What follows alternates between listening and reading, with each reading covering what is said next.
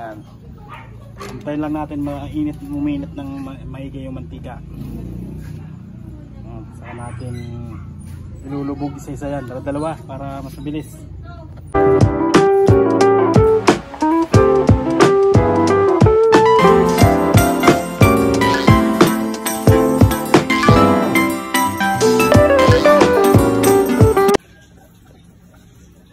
Ayan, gagawin natin bagnet.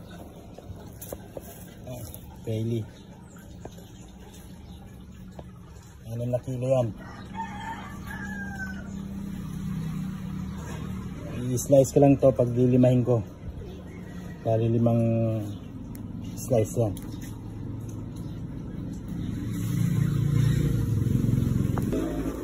So ayan. Bali 1, 2, 3, 4, 5, 6. 6 na piraso. 6 kilos.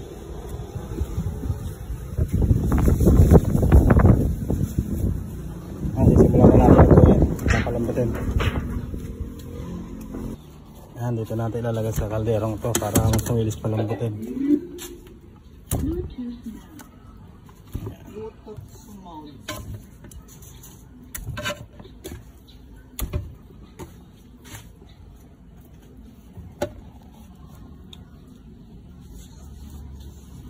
Lalagyan na ng tubig.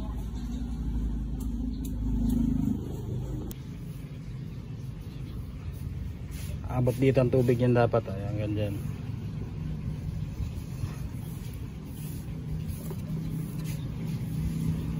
Tagtarin na lang natin to para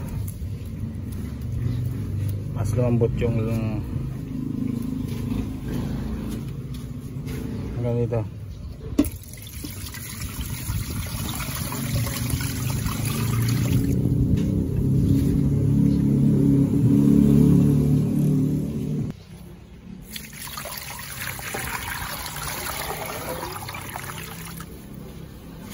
Hindi pa. Dapat abot yan dito ng tubig.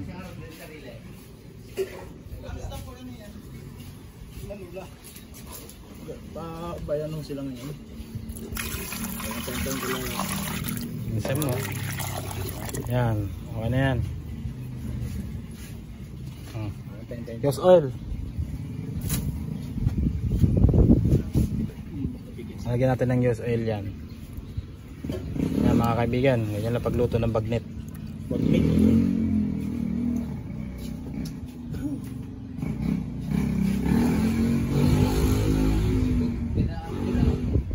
Yan mga kaibigan, use oil ilalagay natin dito.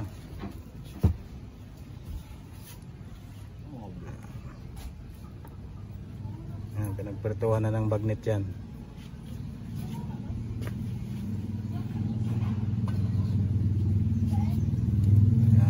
Papalasa dyan mga kalamat. Sabi nung anak. Sabi nung konti pa utoy. Sabi nung asawa na. Yan. Sabi nung asawa nung okay. Yan. Ha? Dapat ano natin ng tubig. Yung pala nakababad din sa tubig. Takip utoy. Sabi nung agang may tik-tik nga eh. Pala nakababad na sa tubig.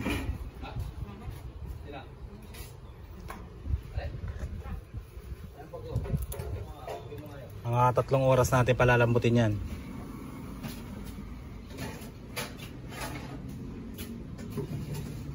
Abay, bilis-bilisan ng takip. Napakabagal. Ay nako, sobrang bagal ng batang ito eh. Ano ga? Arinig ka? Akot kaya doon ito yung nakastan. Sobrang bagal mo. Yan. Magpaparik. Magpadikit ka na ng apoy dyan.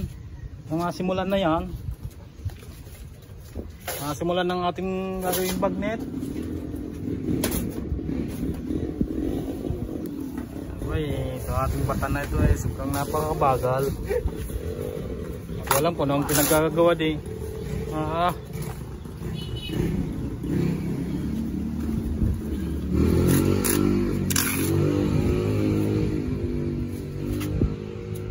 May plastic na nilagay, hindi na uling. Baka lahat plastic na ilalagay mo dyan. Wala, naging Batanggin yun na re.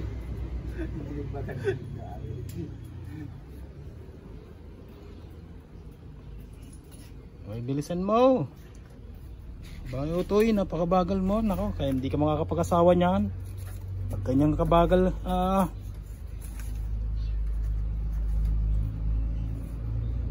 ayan. Aba, natutok na natin sa ating lutuan. Ang ating lutuan ay napakaitim. Mamaya na uli. Pag isasalang na naman na ito. Ayan, isasalang na. Mga 3 oras natin palalambutin yan. Sa unang salang kailangan malakas ang apoy. Tapos pag kumulo na, dandahan na lang hanggang sa lumambot. Ayan po. At mamaya na uli ang patuloy ng ating video at mahaba na. Ay sige po. Kabaybayan na lang ang kasunod na kabanata. Tusin mo ito, mukhang tagilid na ata ang ating kaldero niyan. Ayan. Ay, tama mo rin sa wakas. Pati yung kabila, gatukan mo na rin, dikitan mo na at mainit ang ating lugaw. Ayan. Sana pinuno mo na ng uling yan. Malalaki ang uli eh. Kaya nga, punuin mo na. Malalaki nga, hindi naman puno. Hindi po Batanggin nyo ha, ano lang ito, kukunari lang. Mga pagkunwari. Ayan po, mga 3 oras naman yan, mamaya na uli natin pag kumukulo na. Pag malambot na uli, pag ano, tutusukin ko pa yan mamaya. At ako may lakad pa. Masabi ni babae, dapat daw inilisi ka ng tubig. Yan, mga yata. Ayan. Ibate. Ay, malamig ka. Ayan, tinidor ayan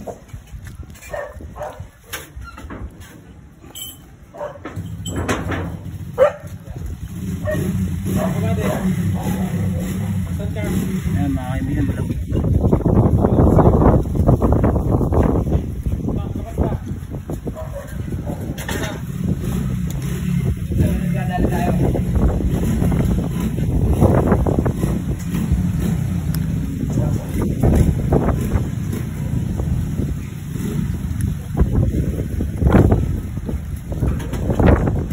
Napatulo ko na mga kaibigan ang ating bagnet.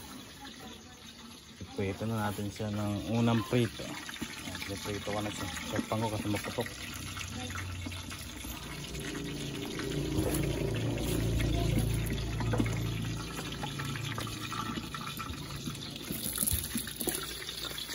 Ayan. Unang prito lang yan mga kaibigan.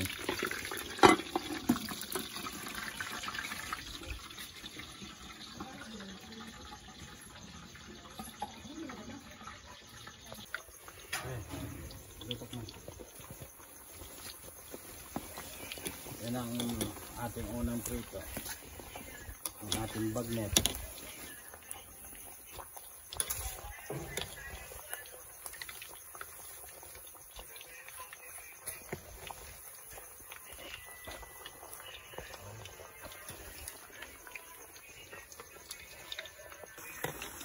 Hangain na muna natin, ayos na yan. Palamigin yan.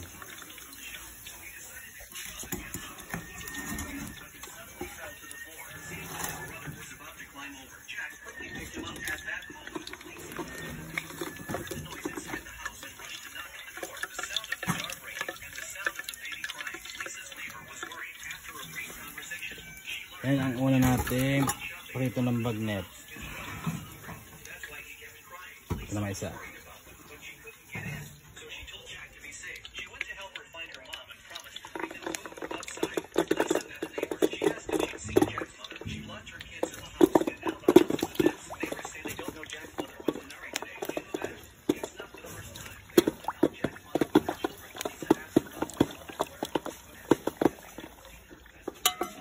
Natin para maputok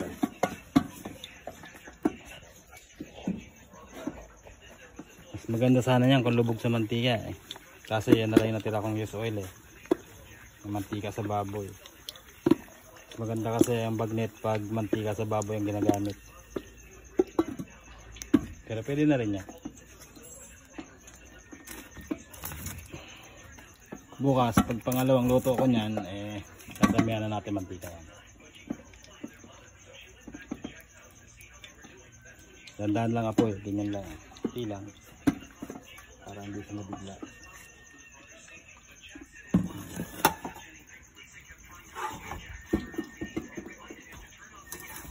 Palamigin natin yan, papahingihan pa natin. Pwede rin ilagay sa rep, balutin nyo lang ng dyaryo para mas maganda rin, malutong din yun. Pwede rin yung hangin lang. Antayin lang natin yung isa.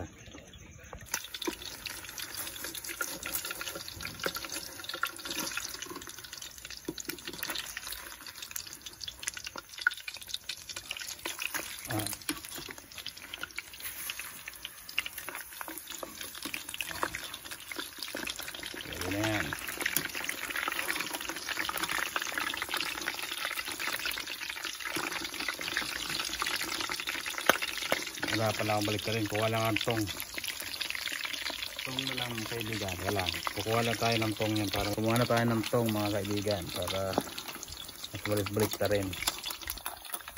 Ganyan lang magluto ng bagnet, pero hanggat maaari mas maganda lubog sa mantika yan.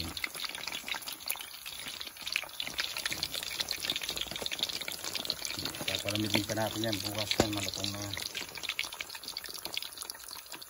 Ano muna natin papalamigin, pwede lagay sa rep, pwede rin pahanginan lang.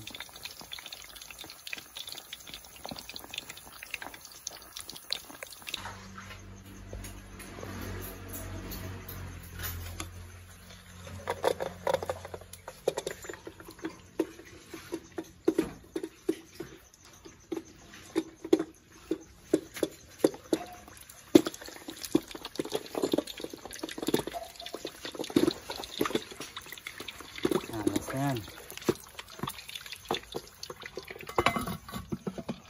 Dalawa na lang.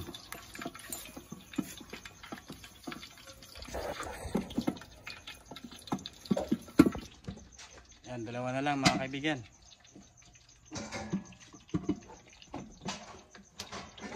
Tapos papanginan na natin, doon lang natin sa papalamigin na. Bukas yan ng hapon, pwede na uli yung lutuin. Malutong na yan, bagnet na yan. Pero bukas marami ng mantika yan.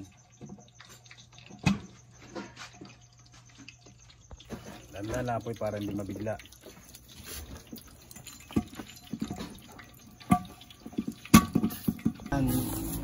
Nakuha na natin sa rep yung ating bagnet. Piprituin na natin. Ay mga kaibigan, ginalot ko para hindi mag yan. Kasi yun ating mantika. Gas oil. Gas oil yan mga kalamat. Kailangan mainit ang ating mantika para lumutong ang ating bagnet.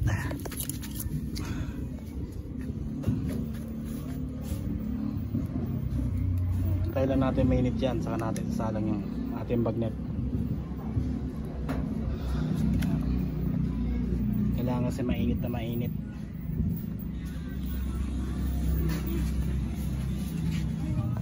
So ayan, ayan ang ating bagnet, nakabalot, galing sa rep yan.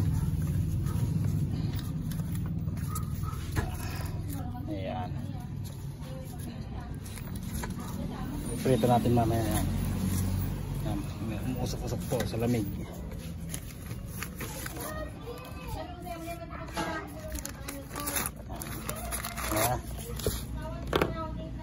Ayan lang mga kaibigan ang gumawa ng bagnet. Dali lang.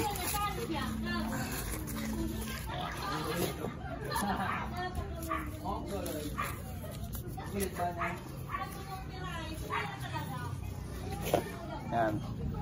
Hintayin lang natin uminit ng maigi yung mantika.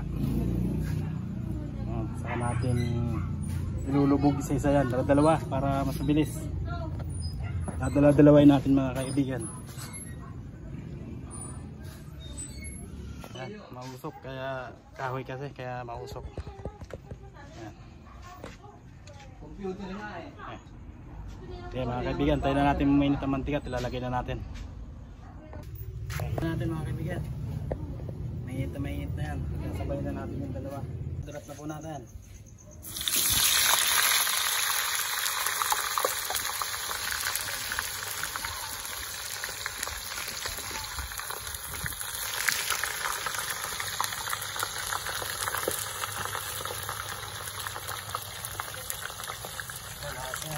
Hintay na lang natin yan.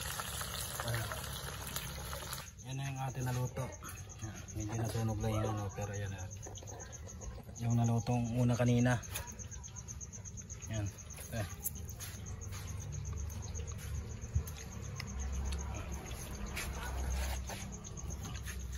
Pag malaki ang kawali nyo, lulutang yan pag luto na siya. Kusang nalutang ang bagnet. Factory natin. Yan.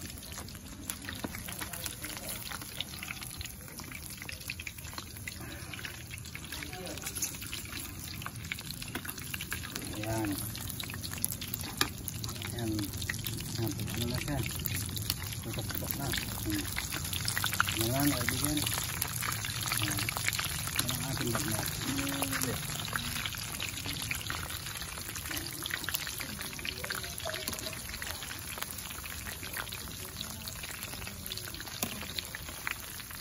Sa malaking kawali yan, maglulutang yan.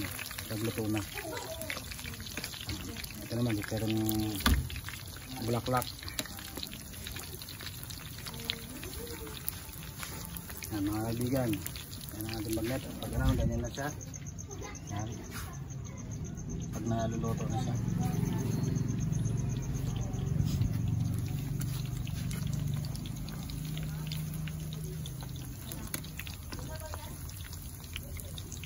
So ayan mga kaibigan, tapos ng ating bagnet. Ilalagay na natin sa istoryan. Ang 1 kilo niyan 795. Ang 1 kilo. Ayan.